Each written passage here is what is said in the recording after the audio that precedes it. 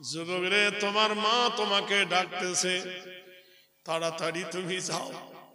যুবক ছুটে গিয়ে দরজার কাছে দাঁড়িয়ে বলছেন, মা। কি বলতেছো?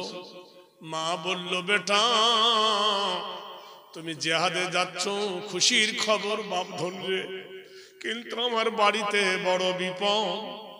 বলল, আম্মা জান কি হয়েছে বলো? বলে, প্রসবের যন্ত্রণাতে এ কাতর হইয়া বিবি তোমার কাঁদতেছে গড়াগড়ি দিয়া।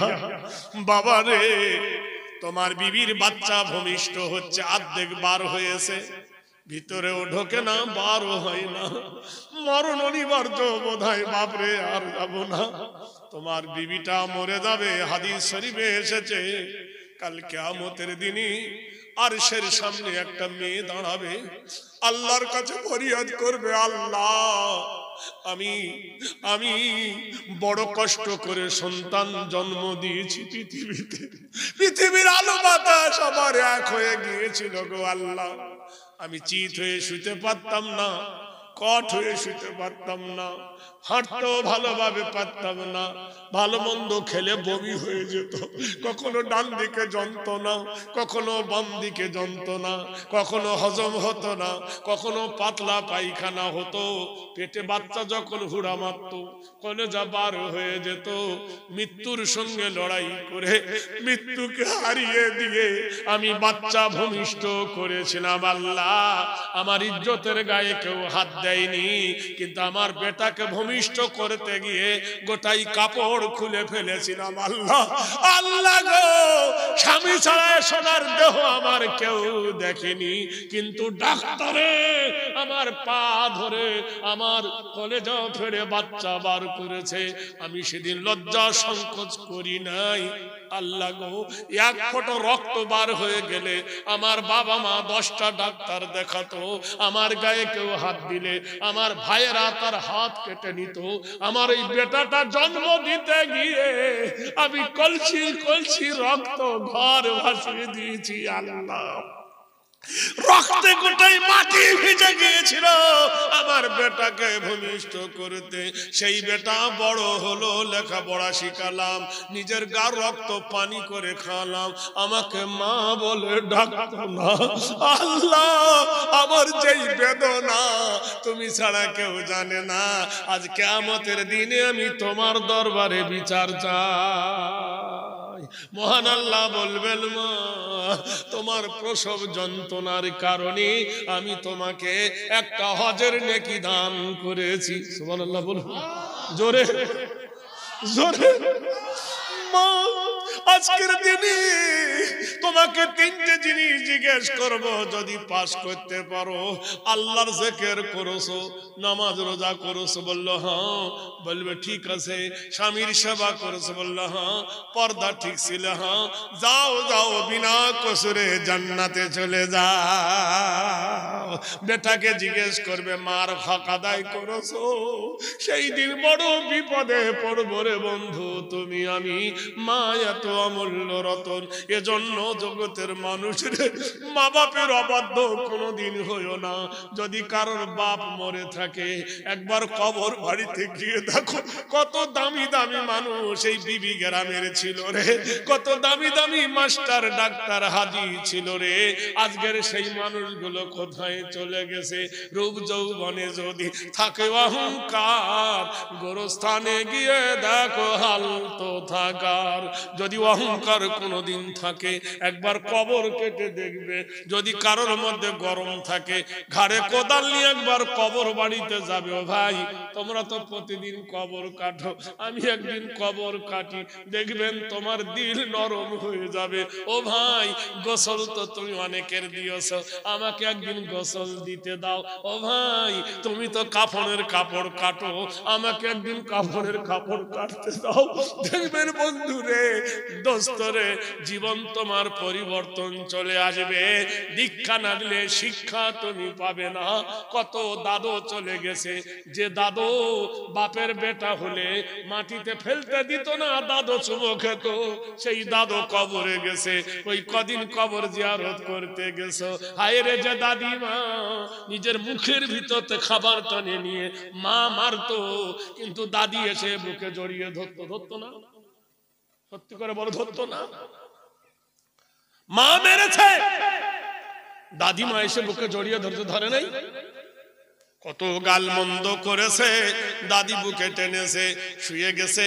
ওই একদিন হতভাগা কবরের কাছে গেলে না, একবার কবরটা দেখে আসো। হাত্তা জুরতুল মাকাবির, কিভাবে নীরব হয়ে নিথর দেহটা কবরে নিঃশূন্য হয়ে গেছে, কবর ভেঙে গেছে, একবার খবর নিলে না। যুবক বলছেন, মা ডাকো কেন? বলে প্রসবের যন্ত্রণাতে এই কাতর হইয়া বিবি তোর কাঁদতেছেন ঘোড়া ঘড়ি দিয়া। বাবু তোর বিবি কাঁদতেছে, মরেও না বাঁচে না। সাহাবী কহিল, মাতা শোনোনি কো তুমি, ডাক দিয়েছেন কোরআন, কি করিব আমি? ওগো মা, ওগো মা, আমাকে কোরআন ডেকেছে। বিবির বাচ্চার থেকে দামি, মা বাপের থেকে বেশি দামি আল্লাহর কোরআন গো মা। আমি কোরআন জিন্দা করার জন্য দাওয়াত গ্রহণ করেছি। মাকে বেটা বোঝাচ্ছে, ও মা আমি যদি না যাই তবু তোমার বিবি বৌমার কিছু হবে না, আর আমি গেলেও কিছু করতে পারবো না। ভালো মন্দ কার হাতে? জোরে বলুন। কিন্তু মা একটা ডাক্তার দিয়ে পাঠাচ্ছি, এই পৃথিবীর ডাক্তার নাই, মহা ডাক্তার। ওয়ানুনাজ্জিলু মিনাল কোরআনি মা হুয়া শিফাউ ওয়া রাহমাতুল লিল মুমিনিন। পানি জায়গা আছে, একটু পানি খাও। সুবহানাল্লাহ বলুন। وَنُنَزِّلُ مِنَ الْقُرْآنِ مَا هُوَ شِفَاءٌ وَرَحْمَةٌ لِلْمُؤْمِنِينَ। কোরআন হলো বড় ঔষধ রে, কোরআন হলো বড় দাওয়াই রে, কোরআন হলো বড় মেডিসিন রে। ও বন্ধুগণ, একবার ভালো করে দেখুন, একবার জোরে বলুন নারায়ে তাকবীর। ক্লাস 4 না 5 একটা বইয়ের একটা কবিতা আছে, বুদ্ধি বোঝাই বাবু মশাই, চড়ি শখের বটে মাঝিরে কোন বলতে পারি সূর্য কেন ওঠে। বুদ্ধি বোঝাই পণ্ডিত নদী পার হচ্ছে, নৌকায় বসে মাঝিকে বলছে, বলতে পারি সূর্য কেন ওঠে, চাঁদটা কেন বাড়ে কমে, জোয়ার কেন আসে।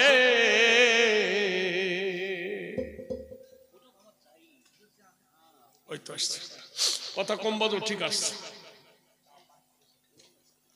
পানি খেতে খেতে সুলুকটা দিয়ে দিচ্ছি। মাঝি বলছে, ভাই আমি কি লেখাপড়া জানি? তা বাবু তখন বলছে, সারা জীবন তুই মল্লি রে ওই খাটি, জ্ঞান বিনা তোর জীবন খানা চারা না মাটি। যা। মাঝি বলো, তাই হলো। খানিক বাদে পণ্ডিত কয়ে, বলতো রে ওই বুড়ো, কেন ওই নীল দেখা যায় ওই আকাশের চূড়ো, বল। মাঝি বলছে, ভাই বুদ্ধি আমি জানো তো, আমাকে কেন বুদ্ধি বোকা বলছো, আমাকে কেন তুমি ঠকাচ্ছ? আমি জানি না বললাম তো, তোর জীবন আতা না। খানিক বাদে বলছে, বল জোয়ার কেন এটা সেটা বল। তখন প্রশ্ন করছে, তো বলছে আমি জানি না। বলছে তোর জীবন 12 আনা মিশে, ক আনা গেল? 12 আনা। খানিক বাদে ঢেউ উঠেছে, জল উঠেছে ফুলে, নৌকা তখন ধুলো খাচ্ছে। তখন বাবু বলছে, মাঝি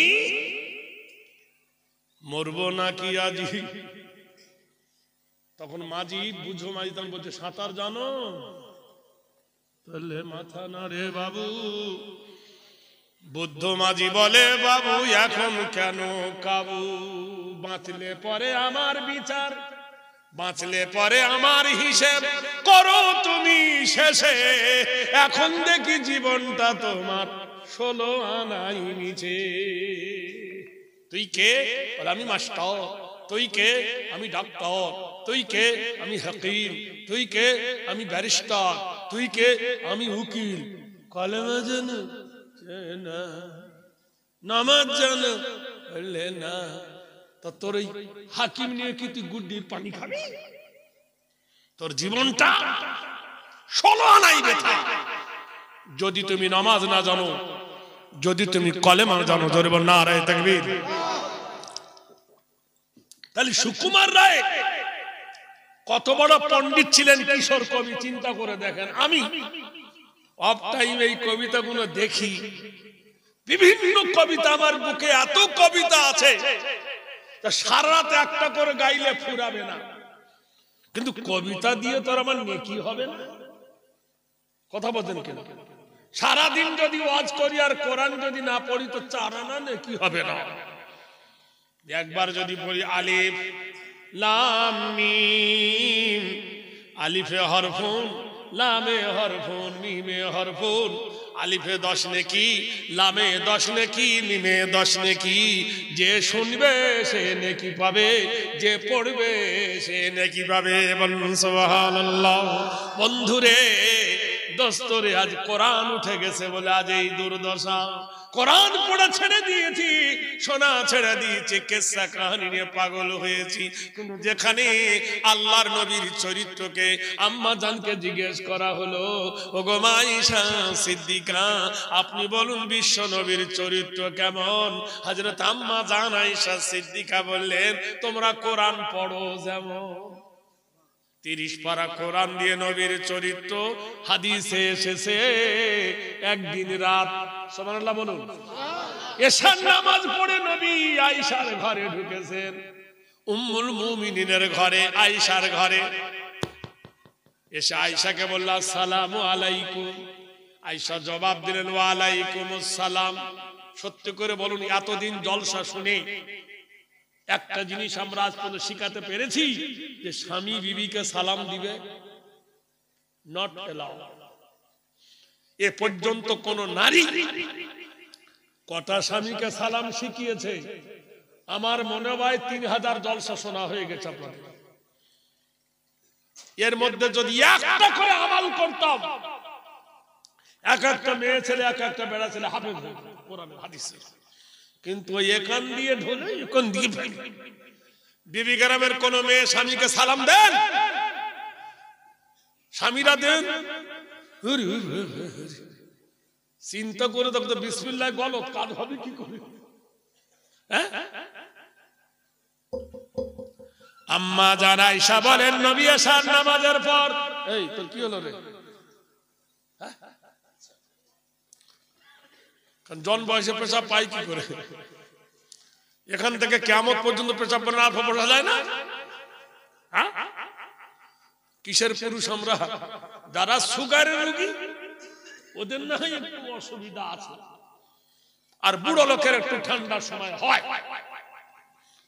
জোয়ান মানুষ উঠতেছে ফুটফুট করে। হ্যালো, আম্মা জান আয়েশা বলেন, এশার নামাজের পরে নবী আমার ঘরে তাশরীফ আনলেন। বলে আসসালামু আলাইকুম ইয়া হুমায়রা। আয়েশাকে হুমায়রা বলে ডাকতেন। ঘরের দরজা বন্ধ করে দিলেন নবী। আকাশের দিকে লক্ষ্য করে নবী বলছেন, ওয়া হুয়াল্লাযী ফিস সামাই ইলাহুন ওয়া ফিল আরদি ইলাহুন ওয়া হুয়াল হাকীমুল আলীম। 2000 হাদিসের বেশি হাফেজ ছিলেন মা আয়েশা। তিনি বলছেন, নবী ঘরের ভিতরে এসে আকাশে বলছে, আল্লাহ আমি এখন আর নবী নাই, আমি এখন আর নবী নাই, এখন আর নবী নাই, আমি এখন আদর্শবান একজন স্বামী। আমি নবী হয়ে বিবির কাছে আসি নাই, কি হয়ে এসেছি? আদর্শবান স্বামী হয়ে। আম্মা জান আয়েশা বলে, খুব প্রচন্ড গরম। নবীর ঘরে তো তখন কারেন্ট ছিল না, সে সময় আবিষ্কার হয় নাই। প্রচন্ড গরমের কারণে আমি আয়েশা ঘেমে গেছি। আল্লাহর নবী মাথার রুমালটা দিয়া আমার মুখ মুছায়ে দিলেন। আদর্শ দেখেন, স্বাবলম্বী দেখেন। নবী নিজের মাথার রুমালটা দিয়ে কার মুখ মুছাচ্ছেন? আম্মা জান আয়েশা সিদ্দিকা, নিজের বিবির। আপনার তো খুব নবী আল্লাহ, কোনদিন বিবির মুখ মুছিয়ে দিয়েছেন? জোরে সকিনা খেটে খেটে তোর জীবন কয়লা হয়ে গেল, তোর মুখটা একটু মুছিয়ে দি, ওদিকে কি আদর্শ! এরাই বলে আমরা জান্নাতে যাবো, জান্নাতে ঘোড়ার ডিম পাবো।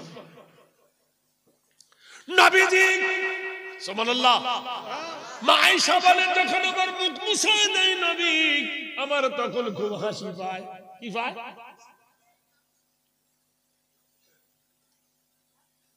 বলেছেন মোহাম্মদ রফি, শহর কুরানি আমিরো কি মালেকা, যারা মুস্কুরা তো গজব হো গয়া।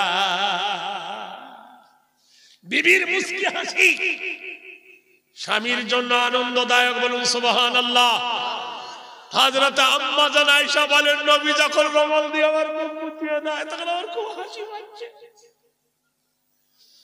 আল্লাহর নবী আয়েশার কপালে চুম্বন দিলেন, বুকে জড়িয়ে ধরেছেন। আম্মা জান বলে নবী আমাকে, যারা মসজিদে গেছেন নববী জিজ্ঞেস করবেন হাজীদেরকে, মসজিদে নববীর হুজরার একটা গেটের নাম হলো বাবে জিবরিল। বাবে জিবরিল, ওইখানে এসে জিবরিল বলে আসসালামু আলাইকা ইয়া রাসূলুল্লাহ।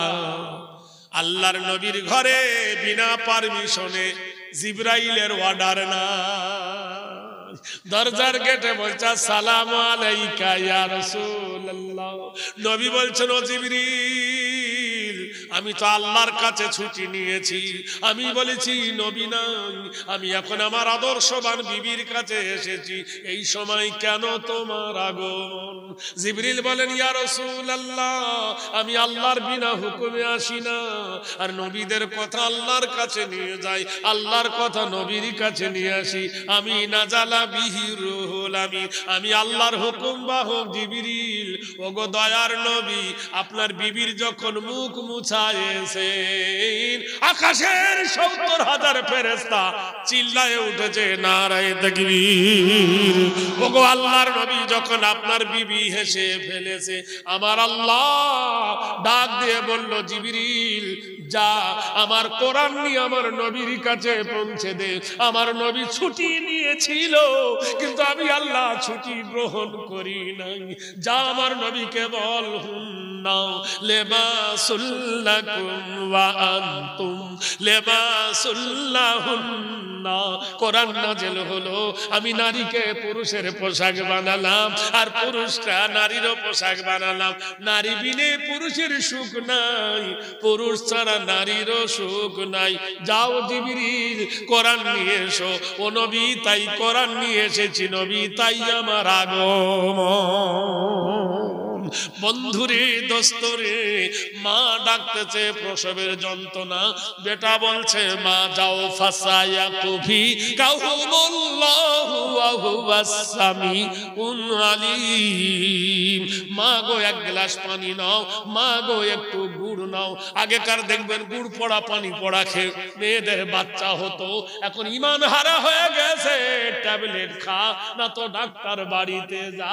ডাক্তার বলছে নরমালে না গরমালে, নরমালে না গরমালে। মেয়েটা বলছে আর সহ্য হয় না, কেটে কেটে ফেলি, বাচ্চা বার করে নিল।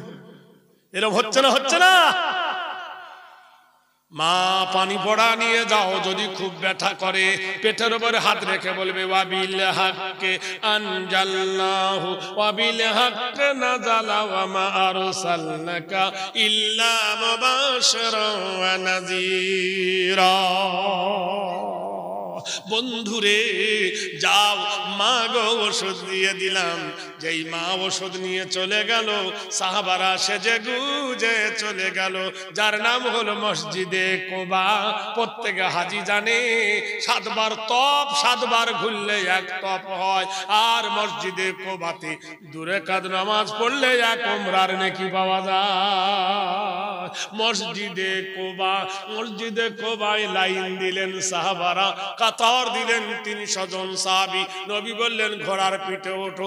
সবাই লাগাম ধরেছে। নবী পড়ছে আল্লাহুম্মা আলহিমনা মারাশিদা উমুরিনা ওয়াইজিনা মিন শুরুরি আনফুসিনা ওয়া মিন সাইয়্যাতি আমালিনা।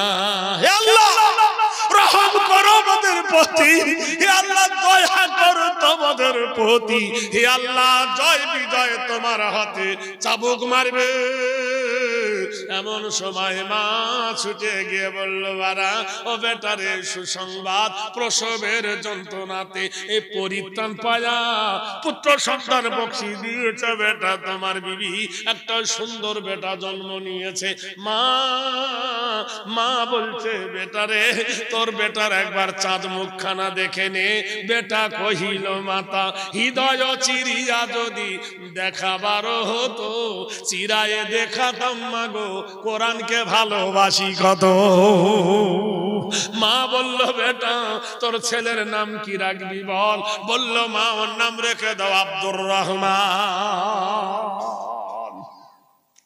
ঘোড়ার উপরে উঠে বলল, বিসমিল্লাহি মাজরিহা ওয়া মুরসাহা ইন্না রাব্বি লাগাফুরুর রহিম। মারলো চাবুক, দুর্গম গিরি খান্তার বরু দুস্তর পারাপার। কবি নজরুল লিখেছে, দুর্গম গিরি কান্তার মরু দুস্তর পারাপার। লঙ্ঘিতে হবে রাত্রি নিশীতে যাত্রীরা হুঁশিয়ার। সিঁড়ি আছে পালকে ধরিবে হাল, কে আছে জুয়ান হও ভাগুয়ান। ডাকিছে ভবিষ্যৎ, এ তুফানে ভারী দিতে হবে পারি। আছে কার হিম্মত, নারায়ে তাকবীর। সমস্ত মালুক অন্তর্বেদ, দুর্গমগিরি পাহাড় ভেঙে সাহাবাদের অভিযান চলেছে। ঘোড়াকে লাগাম দিয়ে পাগলের মতো ছুটতে ছুটতে ছুটতে পৌঁছে গেল বাহরাইন। মদিনার মসজিদ থেকে 200 মাইল দূর। 2 পক্ষে লড়াই শুরু হয়ে গেল। এক পক্ষে বেদিন, এক পক্ষে মুসলমান। বলুন সুবহানাল্লাহ। ইমানদারের সঙ্গে বেঈমানের লড়াই চলছে বন্ধুরে। মার আর মরো, দুজনে মারতে শুরু করে দিল। লড়াই হতে হতে 100 জন মুজাহিদ শহীদ হয়ে গেল। তারপর আর 100 মুজাহিদ শহীদ হয়ে গেল। 300-র মধ্যে 200 চলে গেল, থাকে 100। তার মধ্যে 30 জন মুজাহিদ শহীদ হয়ে গেল, বাকি থেকে গেল 70 জন। জিকির করো লা ইলাহা ইল্লাল্লাহ, লা ইলাহা ইল্লাল্লাহ, মুহাম্মাদুর রাসূলুল্লাহ। কি ভক্তি দেখেন। ক্রিকেট খেলায় যদি একবার 4 মেরে দেয়, 4 আর যদি একবার 6 মেরে দেয়, সামান্য পৃথিবীর খেলা দেখতে এত জোরে ছক্কা মারতে পারো, হাততালি মারতে পারো, আর আল্লাহর নামে জিকির করতে একবার জোরে বাইর হয় না ভোল্টেজ। জোরে বল, লা ইলাহা ইল্লাল্লাহ, লা ইলাহা ইল্লাল্লাহ, ইল্লাল্লাহ। এই কলেমাই প্রথম বল, এই কলেমাই শেষ সম্বল। তীব্র পায়ে কঠোর ঘায়ে ধ্বংস করি গায়রুল্লাহ। বলো লা ইলাহা ইল্লাল্লাহ, লা ইল্লাল্লাহ। এই কলেমা বিপ্লবী ভাই, ভয় করি না আর কারো। এই কলেমা বিপ্লবী ভাই, ভয় করি না আর কারো। ভয় করি না আসুক না বান ঝড় আরো বদর উহুদ খন্দকে জয় এনেছি 10 দিকে জালেম জনের প্রাসাদ চিরে ধ্বংস করি গায়রুল্লাহ লা ইলাহা ইল্লাল্লাহ চল ছুটে চল জিহাদে পড় কেটে পড়ু নিনাদে জীবন দিব ভরসা মোদের এক আল্লাহ লা ইলাহা ইল্লাল্লাহ লা